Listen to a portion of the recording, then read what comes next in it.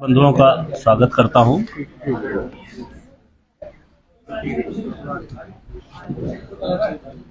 देहरादून में पहले मैं एक ब्रीफ आपको थोड़ा सा बता देता हूं इस पूरे घटनाक्रम को, क्योंकि पिछले एक हफ्ते से ये घटनाक्रम काफ़ी चर्चाओं में रहा था। 11 मार्च को बालासुंदरी मंदिर के पास में मांडूवाला प्रेमनगर थाना क्षेत्र में उस मंदिर परिसर के पास में ही एक कट्टे में एक अज्ञात महिला का शव बरामद हुआ था, जो रजाई से ढका गया था और उससे काफ़ी दुर्गंध आ रही थी। वहाँ पर जो लोगों ने उसको देखा, उसके बाद पुलिस को इन्फॉर्म किया। उसके बाद हमारी थाना प्रेमनगर की पुलिस और उसके बाद सभी अधिकारियों द्वारा मौके का मुआयना किया गया था। मेरे द्वारा भी स्वयं वहाँ निरीक्षण किया गया था। तो ये बात बहुत क्लियर थी कि उक्त महिला को हत्या के बाद उस कट्टे में रख के वहाँ रखा गया है। तो क्योंकि उस महिला की शिनाख्त उस समय नहीं हो पाई थी और इसलिए चौकी प्रभारी द्वारा स्वयं इसमें वादी बनकर अभियोग पंजीकृत कराया गया था। धारा 103 में अभियोग पंजीकृत किया गया था, क्योंकि महिला की हत्या और उसके बाद के सिनेरियो में ये एक बहुत चैलेंज के रूप में हमारे सामने रखा गया था। इसलिए सभी टीमें, हमारी करीब 8 टीमें इसमें लगी थी। सबसे महत्वपूर्ण, क्योंकि महिला अज्ञात थी, उसके बारे में कोई भी किसी भी प्रकार का कोई क्लू नहीं था, किसी प्रकार की कोई भी सूचना अंकित नहीं थी गुमशुदगी की। इसलिए मैनुअल पुलिसिंग के तहत करीब 30 कॉलोनियों में, जो उसके आसपास 6 किलोमीटर के दायरे में अलग अलग जगह पे जो अवैध रूप से जो कॉलोनियां हैं या जो लोग बाहर से आके वहां रह रहे हैं, उनका एक बहुत ही वृहद अभियान एक हमारे द्वारा किया गया था, जिसमें उनके सत्यापन और वेरिफिकेशन की ड्राइव चलाई गई थी।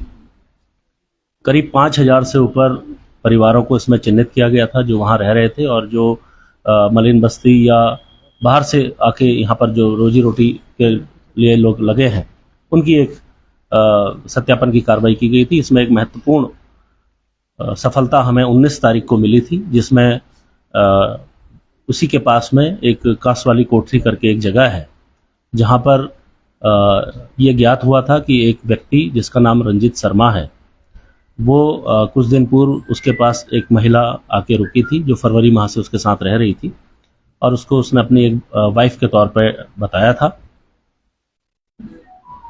उसके बाद पुलिस के द्वारा ये भी क्लियर हुआ कि जो उसका ठेकेदार है, उससे जब पूछताछ की गई तो उसने बताया कि उस व्यक्ति द्वारा 8 तारीख को अपनी वाइफ को वापस बिहार में मतलब बिहार जो मोतिहारी की ओर छोड़ने के लेके उससे मोटरसाइकिल मांगी थी और कुछ पैसे मांगे थे। उसके बाद ये व्यक्ति के बाद वो महिला वहाँ नहीं थी, उसकी बच्ची जरूर वहाँ उसके पास थी, जो उसकी दूसरी बीवी के साथ उसको रखा गया था। तत्काल पुलिस ने मौके पर पहुंच के उस व्यक्ति को, जिसका नाम रंजीत शर्मा है, उसकी अरेस्टिंग करी। जब उससे सख्ती से पूछताछ की गई तो उसके द्वारा पूरा घटनाक्रम पुलिस को बताया गया। यह जो महिला है, इसका नाम रूपा है, जिसकी उम्र करीब 30 से 32 वर्ष है और ये जो अभियुक्त है रंजीत शर्मा, इसकी पहली वाइफ है और जो इसके साथ इसकी शादी हुई थी। उसके बाद ये महिला से इसका मोहभंग और बिछड़ने के बाद ये व्यक्ति यहाँ आ गया था और इसने यहाँ दूसरी शादी एक अन्य महिला से की थी, जिसका नाम संगीता है। उसके साथ ये यहाँ रह रहा था, लेकिन पिछले फरवरी माह में ये महिला इसके पास दोबारा आ गई और उसके साथ रहने की इससे जिद करने लगी। इसी बात को लेकर इनका मन मुटाव और झगड़ा चल रहा था और 8 तारीख को इसके द्वारा इसकी हत्या की गई और हत्या को छुपाने को इसको कट्टे में डाल के इसे बालासुंदरी मंदिर परिसर में वहां पर रख दिया गया। अभियुक्त पुलिस की हिरासत में है, शीघ्र ही इसकी न्यायिक परीक्षा में भेजा जाएगा और इसके विरुद्ध जो भी सख्त कार्रवाई है, जो भी सख्त वैधानिक कार्रवाई है, वो अमल में लाई जाएगी।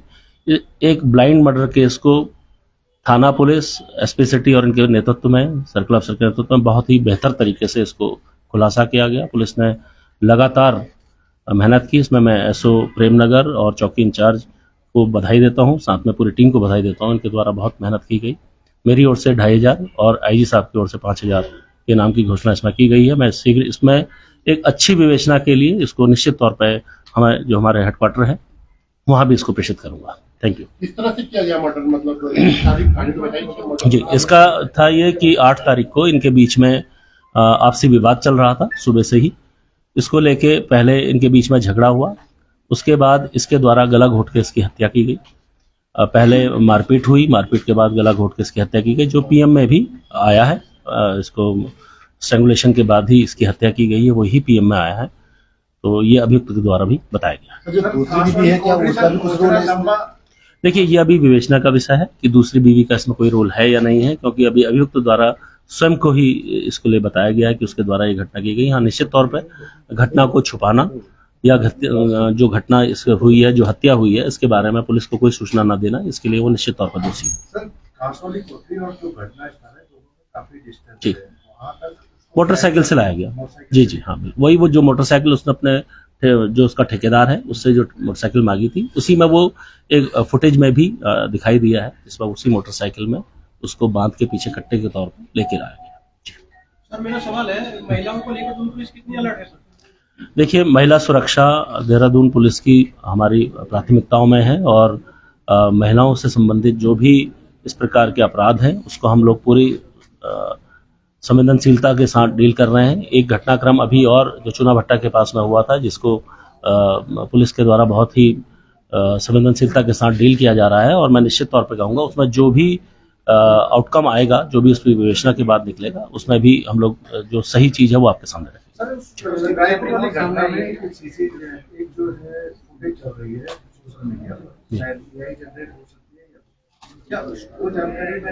जी, वो बिल्कुल जानकारी में है। जो भी सोशल मीडिया में या जो भी सीसीटीवी फुटेज का जो हवाला आप दे रहे हैं, वो पुलिस के द्वारा पूरी तरीके से वेरीफाई हो गया है।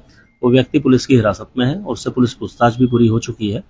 उसके द्वारा जो बताया गया है, उसके द्वारा जो भी पुलिस के समक्ष अपनी बात रखी गई है, उसको हम लोगों के द्वारा वेरीफाई भी करा लिया गया है। और ये बात सही है कि ये महिला, इसने अपनी बहन से इस व्यक्ति के खाते में 500 रुपए डलवाए थे, जो इस व्यक्ति ने इसको 500 रुपए दिए थे। ये चीजें क्लियर हो चुकी है। देखिए, ये ऑपरेशन क्रैकडाउन में देहरादून पुलिस लगातार काम कर रही है, और मैं बहुत ही इस बात को मैं कहूँगा कि ये जो घटना जो हमारी खुली है, इसमें हमारा ऑपरेशन क्रैकडाउन का भी बहुत बड़ा रोल रहा है। उसके द्वारा जिस तरीके से हम लोगों ने वेरिफिकेशन ड्राइव, एक बहुत ही इंटेंसिवली जो वेरिफिकेशन ड्राइव हमारे द्वारा चलाई जा रही है, उसका ही आउटकम है, और जो इतने कम समय में इस घटना को हम खुलासा कर पाए। शिवानी की माता कह रही है कि उसका मर्डर हुआ है, लेकिन पुलिस में ओवरडोज की बात कह रही है। देखिए, पीएम रिपोर्ट हमारे समक्ष आ चुकी है, आपके माध्यम से वो सबको जारी भी की जा चुकी है। पीएम रिपोर्ट में किसी भी प्रकार के कोई असॉल्ट या किसी भी प्रकार की कोई भी चोट के निशान नहीं है। जो चोट के निशान दिखाए गए हैं वो पोस्टमार्टम चोट के निशान हैं, जो खासकर जो चूहे या किसी अन्य जानवर के खाने से आए हैं, और इसका विसरा प्रिजर्व रखा गया है। ये बात क्लियर होगी विसरा के बाद कि उसमें क्या डोज उसके द्वारा लिया गया है जिससे इसकी इस प्रकार से मृत्यु हुई।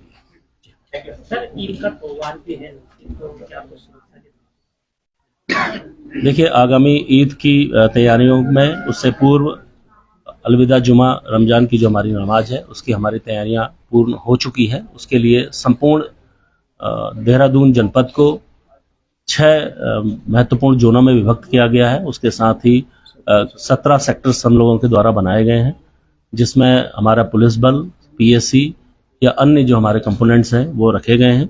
किसी प्रकार की कोई भी इस ईद के या किसी प्रकार का कोई दिक्कत ना हो, इसके लिए हम लोग सभी लोग अलर्ट मोड में हैं। हमारी तैयारियां पूर्ण हो चुकी हैं। देहरादून में इस प्रकार के खंडर बहुत जगह हैं, वहाँ पर पुलिस क्या कार्रवाइयाँ कर रही है ताकि ऐसे जो जघन्य हत्याकांड या घटनाएं कह लीजिए वो कैसे रुकें? देखिए, देहरादून जैसा आपने बताया, देहरादून में निश्चित तौर पे काफ़ी इसका फैलाव बहुत ज़्यादा है। देहरादून जनपद में 10 लाख से ऊपर पॉपुलेशन रहती है, जो अलग अलग जगह पे कई ऐसी जगह है जहाँ पर मैंड नहीं है। पुलिस बल की अपनी सीमाएं हैं।